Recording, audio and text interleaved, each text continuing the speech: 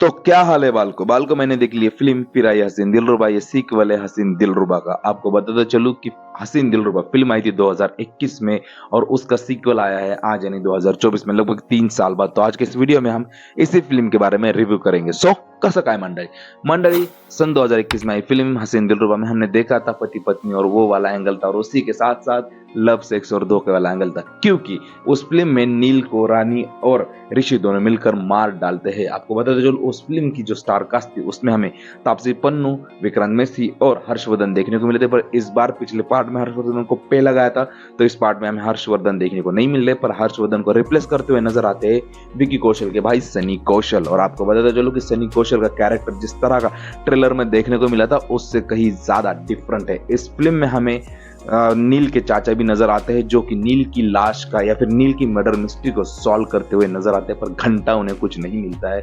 मतलब कि एक इंटेलिजेंट पुलिस ऑफिसर को जिस तरह उन्होंने प्रेजेंट किया है, मैं समझ नहीं सकता कि क्या दिमाग लगाया डायरेक्टर ने किया। बट जब मैंने डायरेक्टर का नाम पढ़ा तो समझ में आया, क्योंकि पहले वाले पार्ट का डायरेक्टर अलग थे तो इस पार्ट के भी डायरेक्टर अलग है, और इसीलिए जो डिफरेंस है वो मैंने डाइजेस्ट कर लिया। अब बात करते हैं फिल्म के बारे में, तो फिल्म का प्लॉट पिछले प्लॉट की तरह ही काफी बेसिक सा है, पति पत्नी और वो। पर इस बार पति पत्नी तो साथ में नहीं, पर इसके बावजूद भी पति अपनी पत्नी को पाने के लिए तड़प रहा है, और उसके प्यार में किसी भी हद तक गुजरने के लिए तैयार है, और उसी के प्यार को उसको पाने के लिए वो हर एक चीज करने के लिए तैयार है। मतलब इस कहानी का प्लॉट काफी सिंपल सा दिखाया है कि प्यार के लिए कुछ भी करो रहा है। वैसे भी हमने सुन ही रखा है कि किसी महान व्यक्ति ने कहा है everything is fair love war and sex.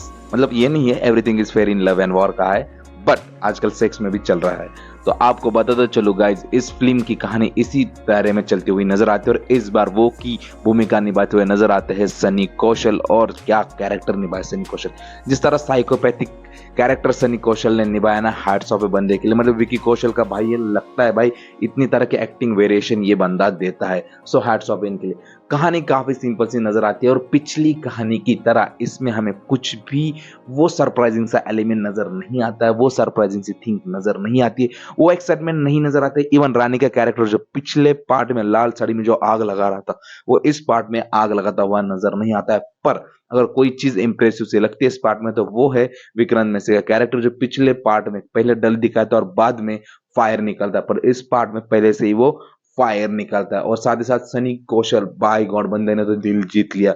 वही जिमी शेरगिल के कैरेक्टर को थोड़ा बहुत उन्होंने मतलब बताया तो इंटेलिजेंट है, पर उतना दिखाया नहीं कुछ खास, क्योंकि वो ब्रिज वाले सीन के बाद वो कांड पता चल जाता है। बाय द वे ये पूरी फिल्म मुझे पहले वाले पार्ट की तरह उतनी एक्साइटमेंट नहीं क्रिएट कर पाई, क्योंकि मैंने इसके पहले पार्ट को देखा था। पहले पार्ट में जो एंड में जो ट्विस्ट एंड टर्म्स डाले थे नेक्स्ट लेवल थे, मतलब अनप्रिडिक्टेबल ट्विस्ट था एंड में। बट इसमें भी एंड में 12 मिनट जो ट्विस्ट एंड टर्म्स में ही डाले, बट जो ट्विस्ट एंड टर्म्स ये लोग एंड में डालते हो पूरे के पूरे प्रिडिक्टेबल लगते हैं। मतलब कि मुझे कहीं पर भी ये फिल्म उस तरह का वाव मोमेंट क्रिएट करती हुई नजर नहीं आई जो इसके पहले पार्ट ने किया था। बट ये फिल्म पूरी तरह से एंटरटेनिंग है, आप इसे वन टाइम वॉच कर सकते हो।